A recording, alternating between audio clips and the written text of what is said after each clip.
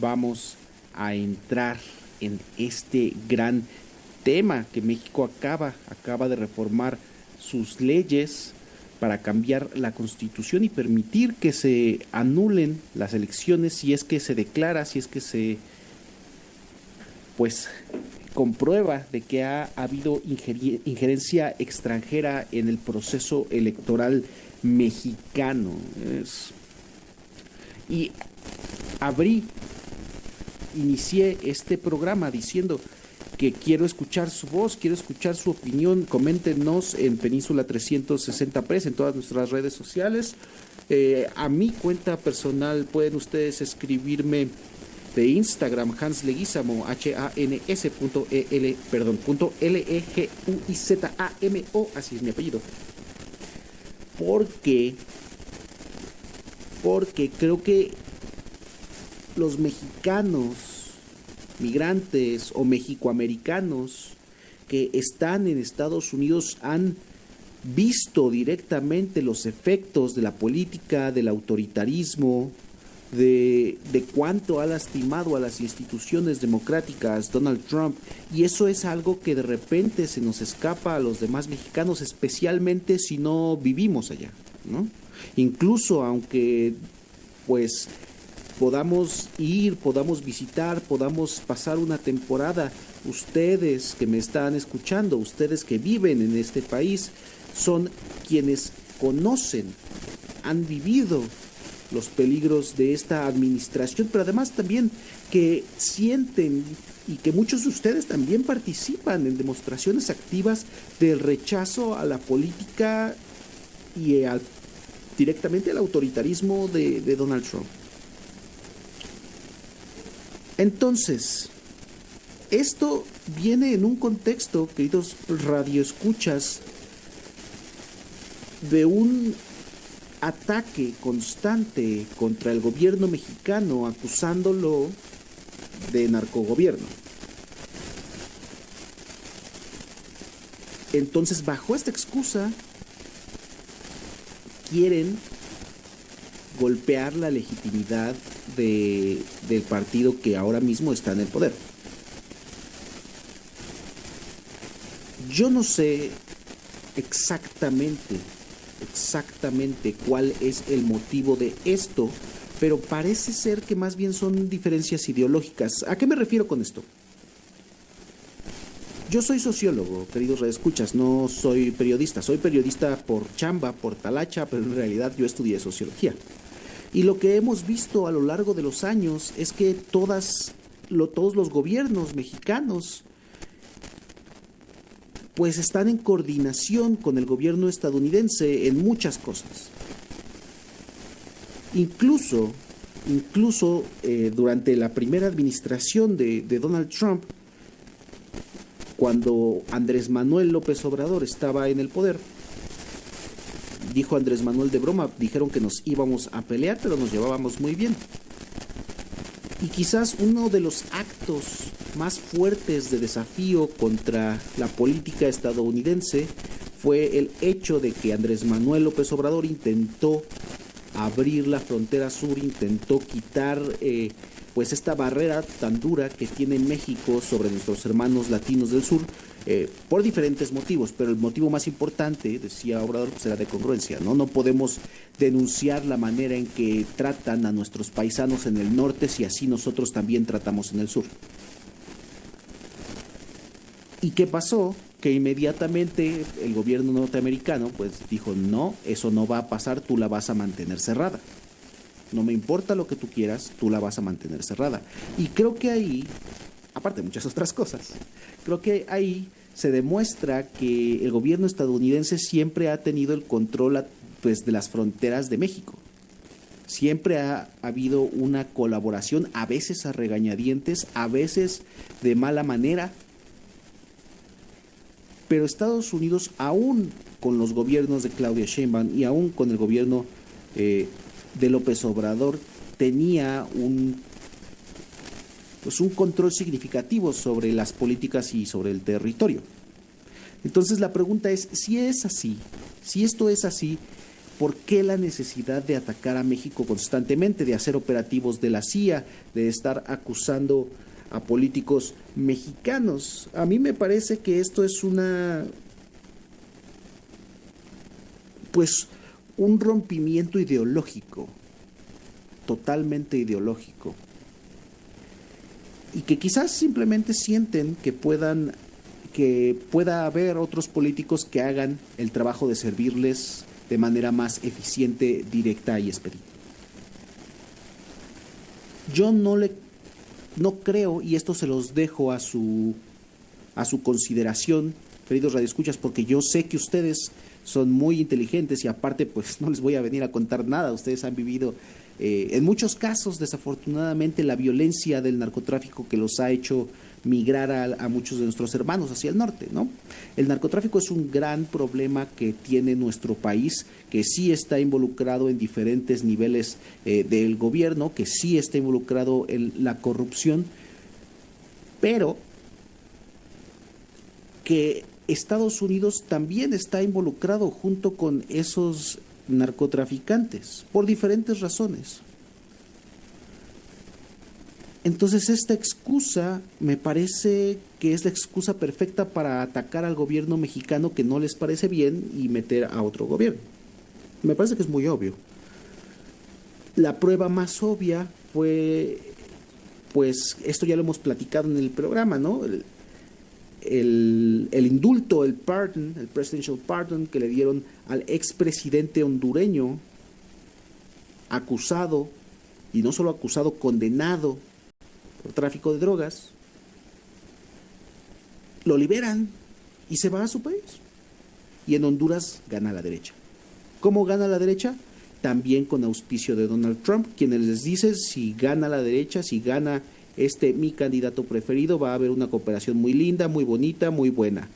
Eso es intervencionismo. Prácticamente, pues Donald Trump puso a un presidente, y no solo eso, sino que además está cooperando directamente con narcotraficantes, sentenciados. Así es, sentenciados. Que es el caso del expresidente hondureño. Si ha habido una muestra de un narcogobierno, es la de Donald Trump. Eso y muchas cosas más, por supuesto. Pero quiero, queridos radioescuchas, que vean este problema de otro modo. Quiero que lo vean de otro modo. Estados Unidos se beneficia directamente del tráfico de droga, uno, porque consume Estados Unidos muchísima droga. Tenemos ahí al secretario de Salud diciendo que inhalaba cocaína directamente de las tazas de baño en alguna discoteca en Estados Unidos. Esto no me lo estoy inventando, queridos escuchas, eso lo dijo directamente de su boca el secretario de Salud, Kennedy. También pues sabemos, ¿no?, que hay una gran demanda de muchos tipos de droga, no solamente la droga para gente pobre, que discúlpenme como lo digo, pero sí hay diferencia. El consumo de marihuana, el consumo de fentanilo, el consumo de piedra o de crack, ¿no?, como dirían en inglés, es muy diferente al consumo de cocaína, al consumo de esteroides, al consumo de diferentes sustancias que se hacen en diferentes círculos, pero de estas drogas se habla poco, ¿no?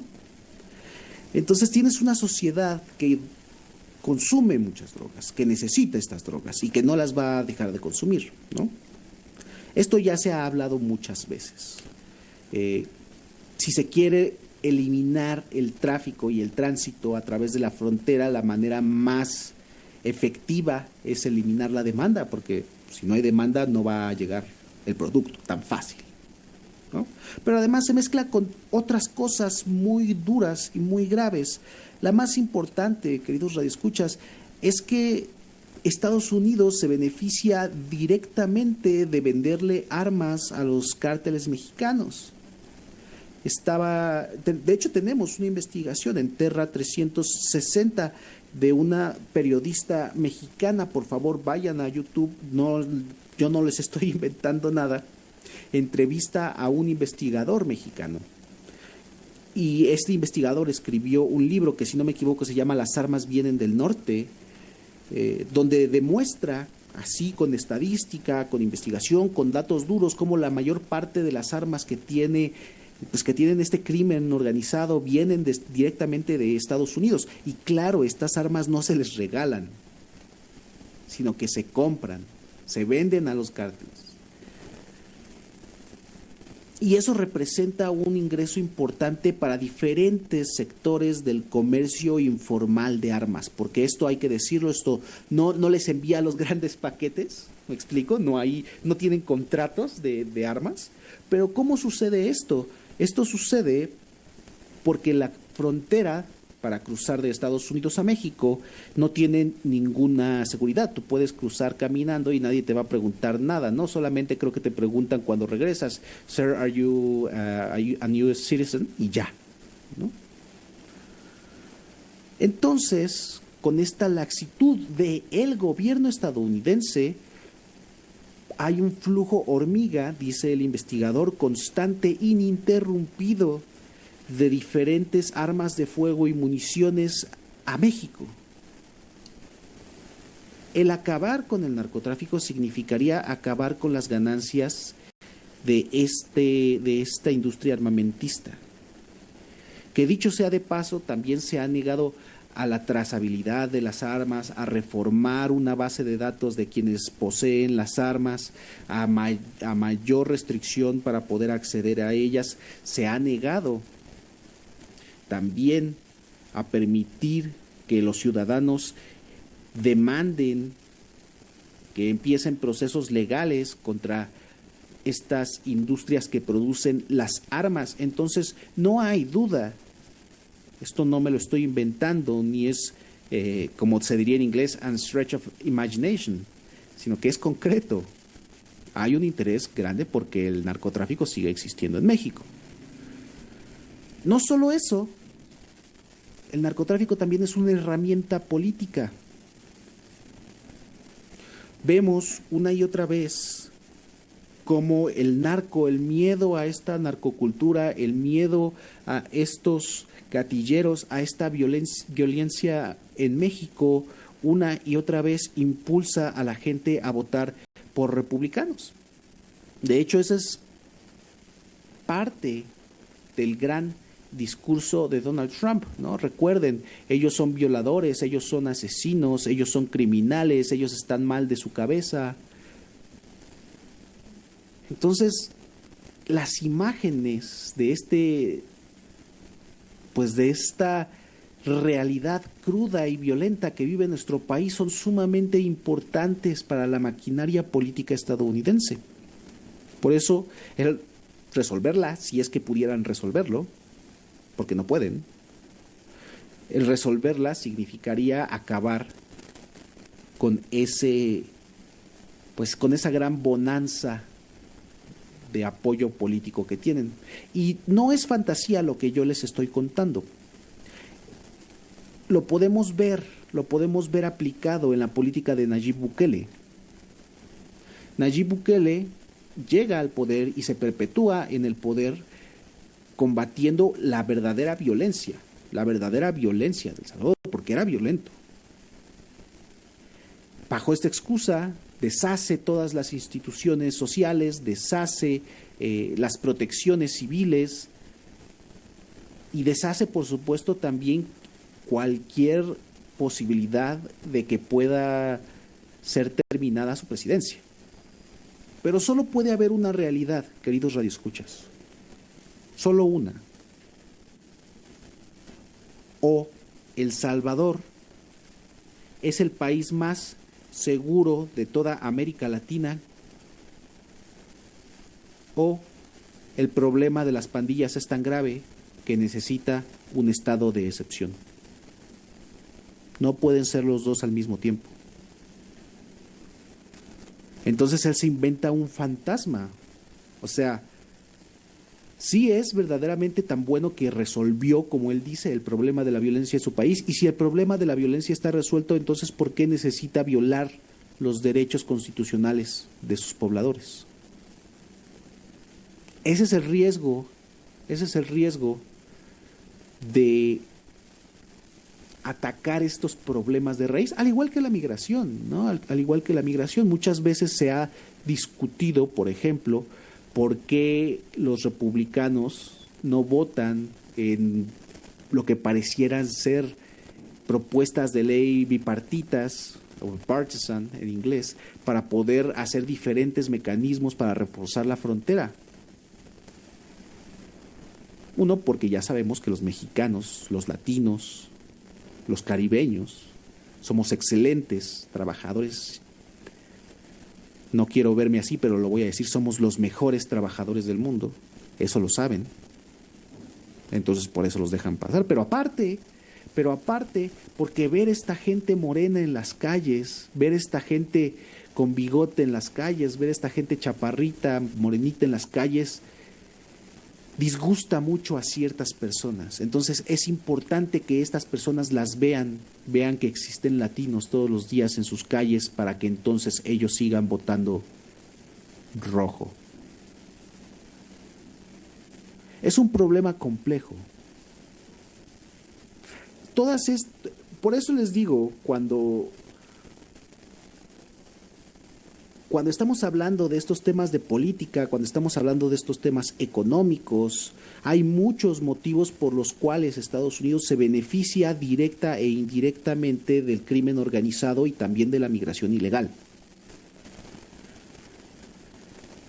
Ahora, que lo que está pasando en México es preocupante, claro que es preocupante. De hecho, Beatriz Magaloni, una experta investigadora estadounidense de Stanford, si no me equivoco, con la que estuvimos trabajando también, lo dice claramente. En México ha habido un deterioro de las instituciones independientes, de las instituciones que no están afiliadas al gobierno, y ha empezado su democracia, digamos, su índice democrático, si quieren verlo así, ha ido disminuyendo. Esto es claro y es preocupante. Y no por ser morena vamos a decir que este recurso no es peligroso. Claro que es peligroso. El hecho de anular las elecciones es un peligro. Y los críticos tienen razón. Esto puede usarse mal. Pero al mismo tiempo, por eso les digo, queridos radioescuchas, que quiero escucharlos a ustedes. Ustedes aparte ya me han escuchado mucho todos los sábados. Creo que la persona promedio en México no sabe la violencia, no ha vivido el terror, no ha vivido la desesperanza de los campos de migrantes en Texas, por ejemplo. No ha vivido el terror de ser brutalizado por agentes de ICE en la calle. No ha vivido el miedo de no saber si puede mandar a sus hijos a la escuela porque puede ser que no regresen. No sabe la gran tragedia de estar encerrado en un campo de concentración como los que tienen y tener que renunciar a tus derechos para ya no seguir viendo a tu hijo sufrir. Si los mexicanos, digo, estas personas que están 100% en México y solo ven a Trump como un eco, si vivieran lo que está sucediendo en este país, creo que entenderían la urgencia de este tipo de decisiones. Yo no estoy contento de que esto esté pasando en México. Y sobre todo no estoy contento que estemos debilitando una y otra vez las instituciones democráticas de ningún país, pero específicamente de México porque es mi país. Pero es innegable que la violencia política, económica con la que este gobierno se está conduciendo no deja otra opción. En el mejor de los casos, con ataques económicos, sí, políticos, propagandísticos, pero en la cara más real, en la faceta más dura, más visceral, pues que disparen a barcos de pescadores porque no tienen la suficiente humanidad de arrestarlos e investigarlos. Esa es la cara más cruel, asesina. Es muy preocupante. Para ir del lado de México, hay un interés muy fuerte de ciertos sectores que quieren ganar, que quieren sacar a Morena, que es el partido que ahora mismo tiene el poder a toda costa. ¿Y por qué? Porque no tienen probabilidad de ganar. No voy a decir, esa es parte de mi labor periodística. No voy a decir cómo llegué necesariamente con estas conclusiones, que fueron parte de una investigadora que estuvo platicando conmigo, pero los partidos de oposición están desesperados porque están a punto de extinguirse, la gente no está votando por ellos. Hay partidos específicamente que dicen: quiero convencer a la gente de que renuncie a sus becas, renuncie a su pensión, renuncie a todo esto, que el apoyar a la gente con dinero es malo, es malo. Y están encerradísimos en esta idea. Independientemente, queridos radioescuchas, de cómo ustedes consideren los apoyos directos o no, la verdad es que para la gente más pobre, que le digan: ya no te vamos a dar, aunque sean $2, la respuesta va a ser: no, no voy a votar por ti. Los partidos de oposición están realmente encerrados en una idea de que la gente pobre en México no solo es ignorante, sino además es holgazana, ¿no? Es una mirada muy clasista.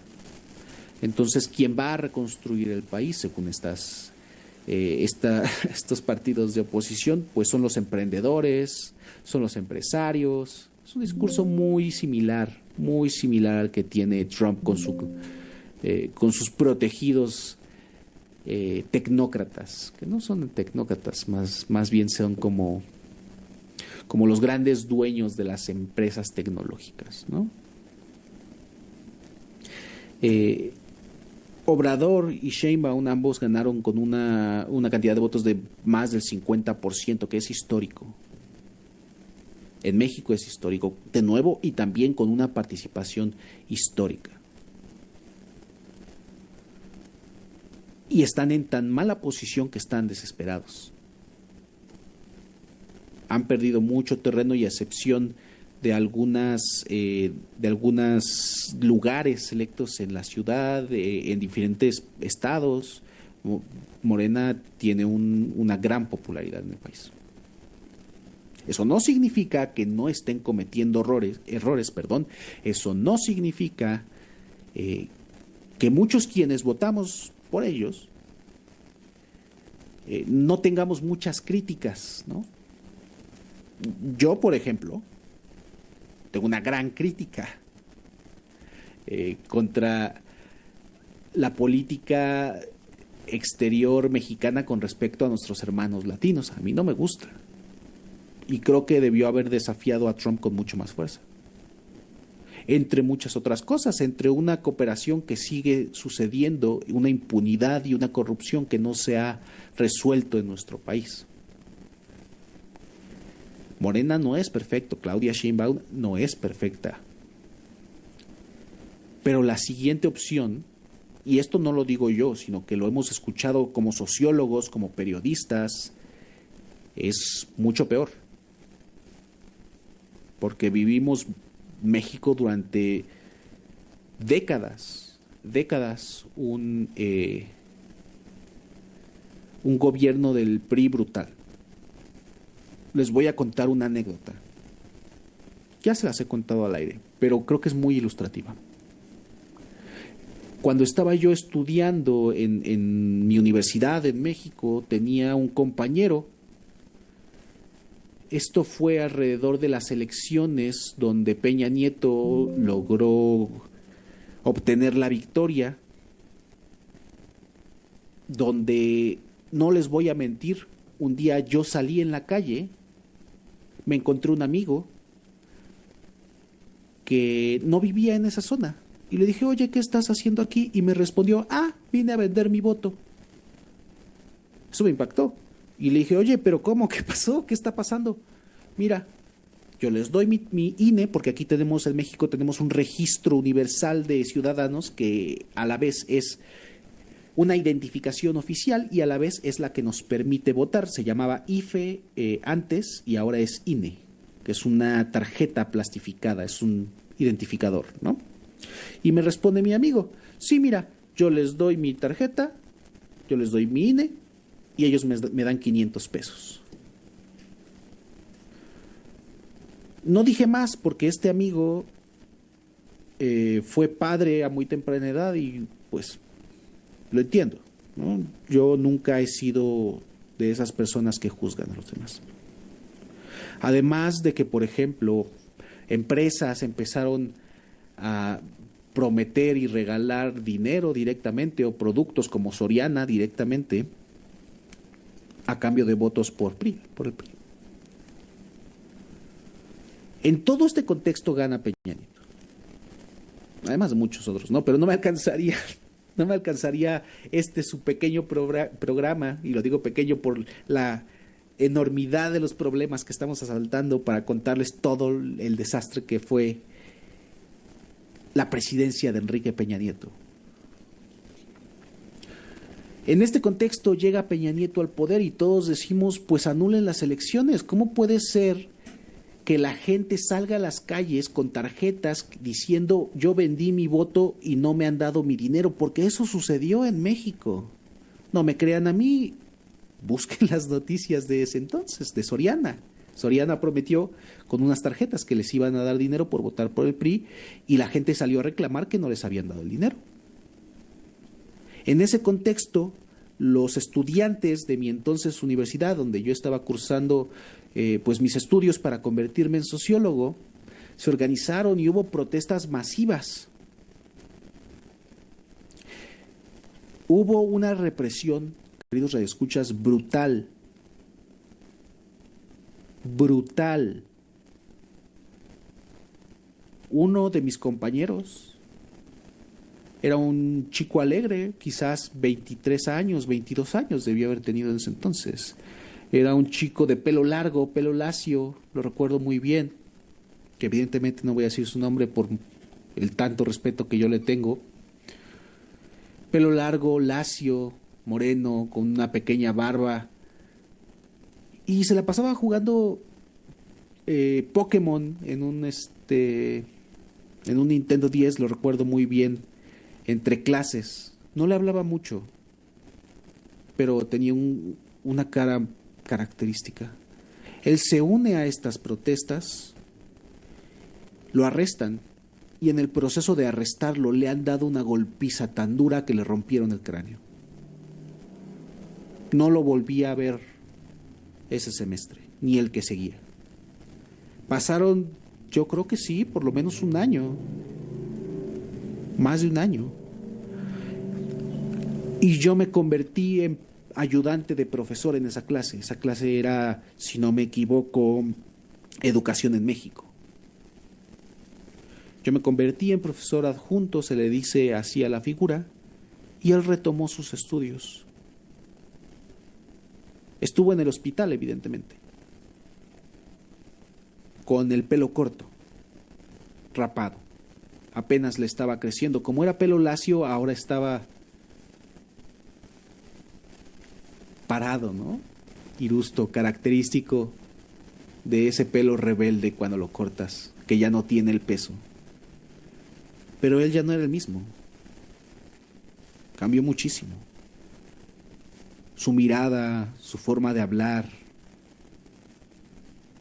ya no era el joven lleno de energía y alegría que yo conociera a otra persona. Y esta fue una historia relativamente feliz, porque hubo otros que les fue mucho peor. Así es como respondía el PRI a las protestas, queridos radioescuchas. PRI que después se une con PAN para tratar de ganarle a Morena, que estos son los tres partidos políticos más grandes en México. PRI, que es un partido muy, muy viejo, que data prácticamente de la Revolución Mexicana, que estuvo en el poder durante muchas, muchas décadas y que se considera neoliberal y de derecha. El PAN, que es el Partido Acción Nacional, que nace como una respuesta para proteger los intereses y los valores religiosos, pero específicamente cristianos, católicos de este país de México, y que tuvo dos presidentes recientes, que fue Felipe Calderón y Vicente Fox Quesada.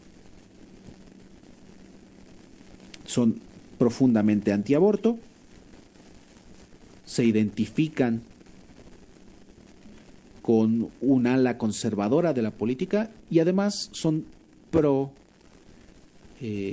empresarios, también de corte neoliberal. Y Morena, que es un partido que surge después de que López Obrador no logra la presidencia en una primera instancia con el PRD, un partido que, si no me equivoco, ahora ya no existe, que es el Partido Revolución Democrática, si no me equivoco por las siglas, que era un partido de izquierda, combativo, que se identificaba incluso con tintes socialistas en su fundación. López Obrador pierde con este partido y funda su propio partido. Funda su propio partido y crea Morena, que es el Movimiento de Regeneración Nacional, si no me equivoco.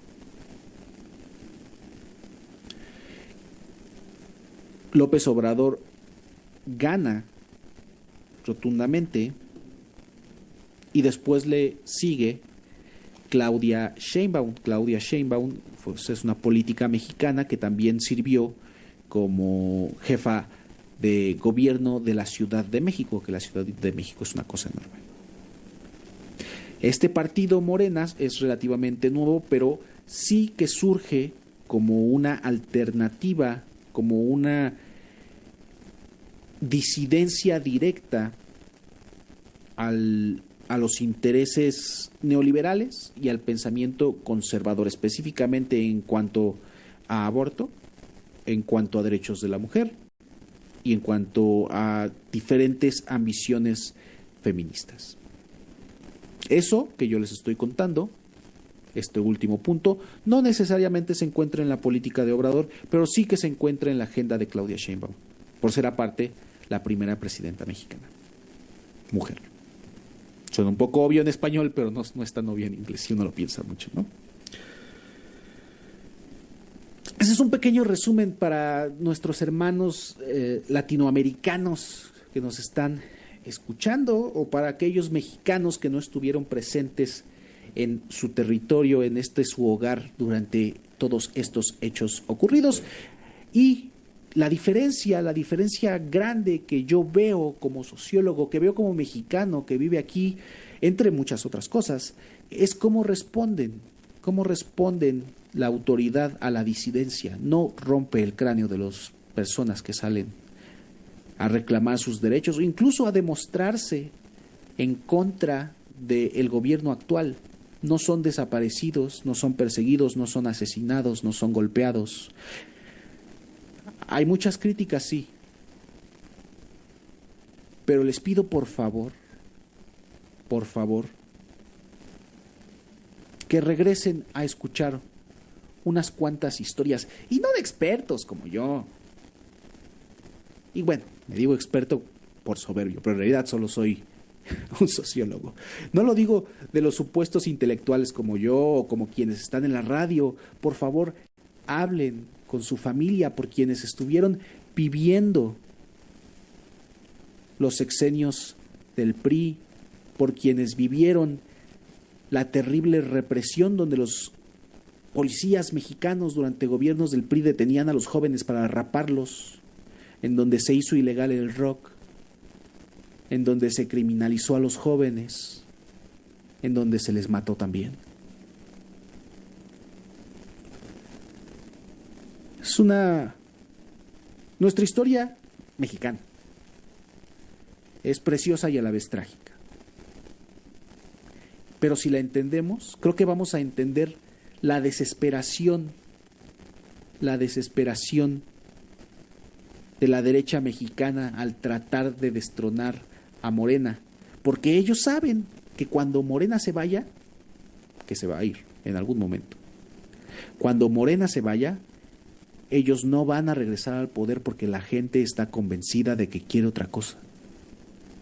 Si al final la gente decide Morena no fue suficiente, queremos otra cosa, ellos ya no están en la lista para el poder. Esa es mi conclusión.